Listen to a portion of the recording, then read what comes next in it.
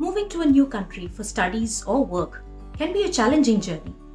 Settling in and setting up new life in a foreign country is a complex process, from navigating simple things like a mobile connection or opening a bank account to the bigger stuff like finding a home and creating your national ID of the new country. All this while focusing on your studies or work, which is the purpose of your relocation. All of this can be very daunting. So if there is somebody to guide us through this initial settling in process, life can be a little bit easier, right?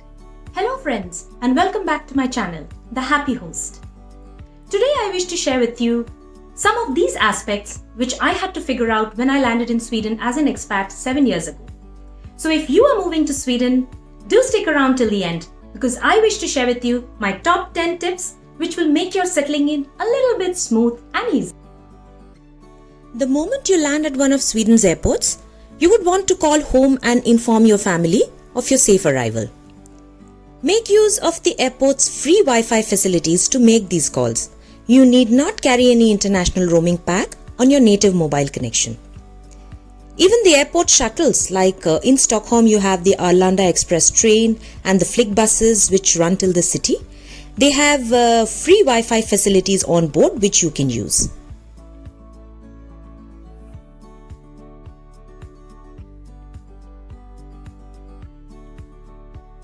After arriving in Sweden, you will need a local mobile number and SIM card, which you can pick up either at the airport itself or after you reach your destination.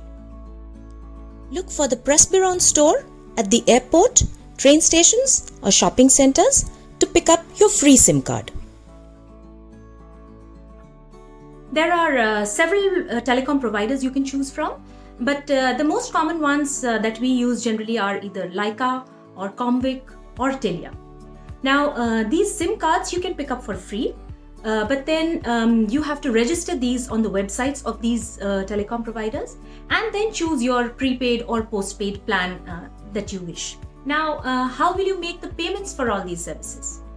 So, while you're in Sweden, the currency you will use is Swedish krona or SEK. Sweden is a highly digital economy and card payments are widely accepted. But if you wish to withdraw cash from any of your cards, then you can do so from an ATM here, which is also called Bankomat in Sweden. You will find Bankomat as a hole in the wall, generally outside train stations or even in shopping centers. But before that, you must make sure that your card is available for cash transactions internationally. During the initial few weeks of settling in, you will have to move around a lot and you may feel constrained of not having your own car. But while you're in Sweden, this should not be a worry at all because Sweden has an excellent public transport network with trains, buses and trams in most of the cities. Within a city, you can use the same travel card or ticket across all these transport systems. There are various kinds of passes, from a single ride to 1 day, 1 week, 1 month, or even 1 year.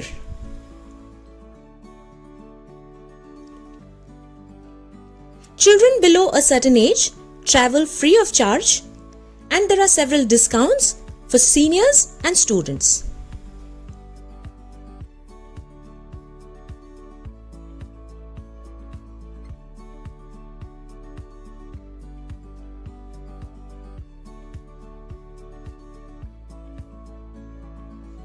So pick up a map from any of the train stations and always carry this with you. Trust me, you will never get lost. In Sweden, every person must have a personal identity number. For that, the first step is to apply for a personal number, and after you get the personal number, which is actually your unique national ID in Sweden, after getting this number, you then have to apply for a Swedish ID card. The personal number or your national ID is required for various services, for example, paying your taxes, opening bank account, accessing healthcare, admission for children in schools, access to public libraries, and so on. For this, you and your family must visit the tax office or Skatteverket nearest to you and apply for your personal number. Once you receive this, you must go back to the Skatteverket office and apply for the Swedish ID card, which will be your national ID. Your biometrics will be done here and the card will be sent to you to your residential address in a few days.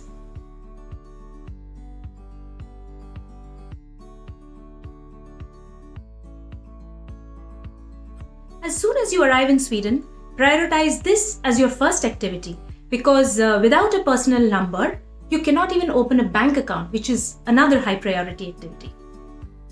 For opening bank accounts, there are several banks in Sweden that you can choose from. For example, Nordea Bank, SEB Bank, Swedbank, Handelsbank, and a few others. But most banks will open your account only after you have your personal number. But a few banks may make exceptions at times. And as soon as you get your personal number, fix up an appointment at the bank of your choice where you can start the account opening process because you can expect a bit of a waiting period. The bank will also install what we call the bank ID on your mobile phone, through which you should be able to do all your payment authorizations. And while you're at the bank getting the bank ID installed, do request them for installing the app for Swish as well. Swish in Sweden is a digital wallet for making peer-to-peer payments through the phone, which is instant payment. Finding home essentials is not going to be an issue at all, as there is always a supermarket store in your close proximity. And many of them are open till 10 or even 11 p.m. at night. So do not worry about packing a lot of home needs in your luggage. For specific food items or spices, there are always stores that stock imported items from different countries, so you will always find what you had been using in your own country. But with winter wears, it's a different story. As you know, Sweden is a very cold country. And during winter, the southern part of Sweden, for example, Stockholm, where I live, it gets very cold, dipping to below minus 20 degrees centigrade. The northern part of Sweden gets even more colder. So if you are not coming from a cold country, you must bring your woolens and wear them in layers. But do plan to buy the thickest of winter wear, for example, your long overcoats, your boots, your gloves. Buy them from Sweden because here they are manufactured to weather this difficult cold. Always wear adequate warm clothes in Sweden so that you do not fall sick, because it is not easy to get a doctor's appointment in Sweden for general illnesses like cough and cold or fever. So you must also carry medicines for general illnesses like aches and pains, sore throat, cough and cold, fever, the regular medicines that you generally consume in your own country. You can always purchase medicines here from the pharmacies or apotek if they do not require a doctor's prescription. But for the initial period, it is best to bring these general medicines with you, as you may not know the names of medicines here. And due to lack of sunlight in this region, you must also start taking vitamin D tablets. These are available in apotek over the counter.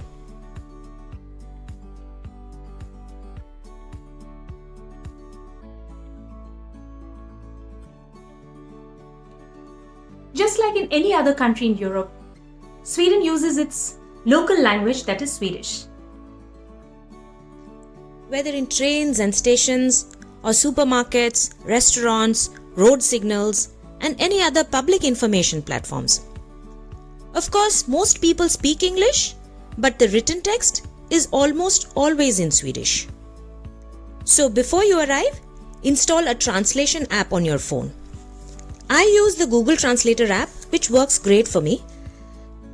For any app that you use, choose the camera option from the app and directly scan the Swedish text to translate it to the language of your choice.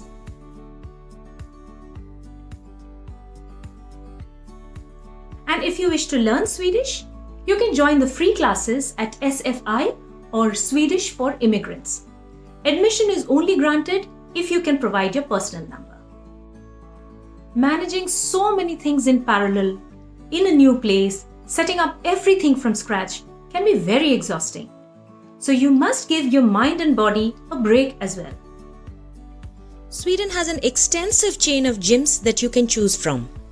You will always find one that is close to your home, office, or university.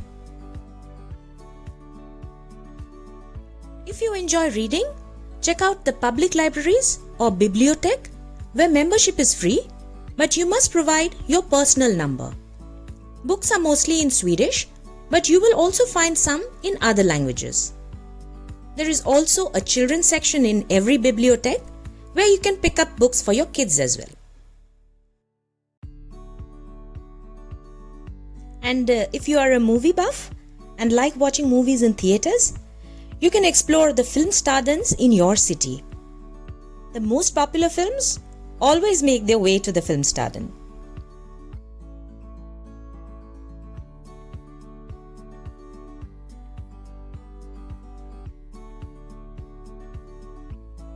I hope these pointers will help you to plan your relocation and help you in the initial few weeks that you settle in. If there are any other points that you wish to know about, do share in the comments and I will definitely try to respond. And if you like my content, do subscribe to my channel and like, share and comment on this video. Hope to meet you again next week with a new topic. Till then, bye-bye.